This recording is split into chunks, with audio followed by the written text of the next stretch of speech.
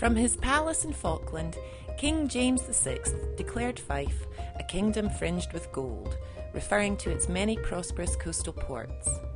Today, it might be more appropriate to declare this ancient, picturesque county a kingdom fringed with golf. On either side of the golfing mecca of St Andrews, there are a number of challenging and praiseworthy golf courses, some amongst the oldest in the world, and all waiting to be discovered by the links connoisseur. Scott's Craig Golf Club is 10 miles north of St Andrews. Founded in 1817, this is the 13th oldest club in the world and a final open qualifying venue when the Open Championship is held at St Andrews. A rewarding combination of links and heathland, this layout is a test of a golfer's tee shot strategies, with gorse, pine and heather exerting an intimidating presence. On the other side of St Andrews, Crail Golfing Society is the 7th oldest club in the world. In 1786, members took to the fairways in scarlet jackets with yellow buttons before dining at the Golf Hotel after their day on the links. When touring in this area, you'd be daft not to visit the East Neuk's hugely charming harbour communities. The village of Crail is arguably the most picturesque. Steep winds run down to the small protected anchorage, which today caters mainly for lobster and crab fishing boats. The toll booth is at the town's heart, behind which is the small Crail Museum and Heritage Centre, which includes an exhibition on Crail's golfing history. Just along the coast, the walled harbour of Anstruther once contained Scotland's main fishing fleet, with over 1,000 boats. Now it's mainly leisure craft that use the harbour. There are 3 other delightful villages worth visiting. Crail's Harbour might be considered the most charming, but those of Pittenweem, St Moonans and Ely all offer gorgeous backdrops and wonderful photo opportunities.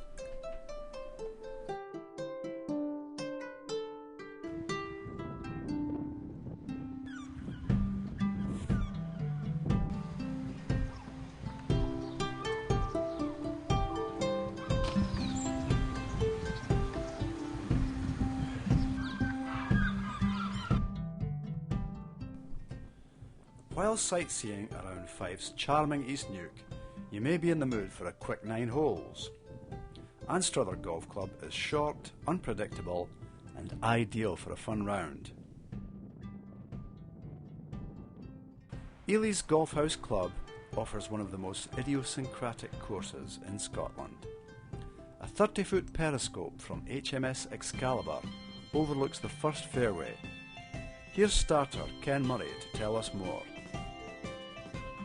Once I'm satisfied that the golfers have gone beyond a certain point up the fairway and beyond the striking distance of a golfer, I then tell them, play away.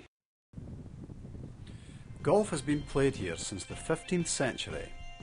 James Braid, 5 times winner of the Open, grew up in the village and learned to play over these links.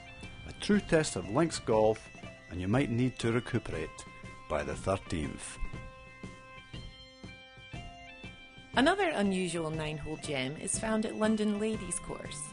Please note, gentlemen are not permitted in the clubhouse, except for one open day of the year. Venture on to the second fairway, where you'll find 3 huge standing stones that have existed here for perhaps as much as 6,000 years. Lundin Golf Club is a course of 2 halves. Typically links, the opening holes play close to the beach, with little room for error, before dropping back onto gorse-lined fairways. Lundin is another open qualifying venue when the event is held at St Andrews. Leven is the 11th oldest club in the world. The course is by no means easy on the way out, but turning homeward, usually into the prevailing wind, it's one of the most challenging stretches in Scottish golf. The 18th is its crown, a long par 4 of over 450 yards, with the snaking Scooney Burn coiling around the green. So there we have a brief roundup of the coastal courses surrounding St Andrews. If you are planning a visit to this area, be sure to include the lovely harbour villages and exhilarating links courses that make Fife a kingdom fringed with golf.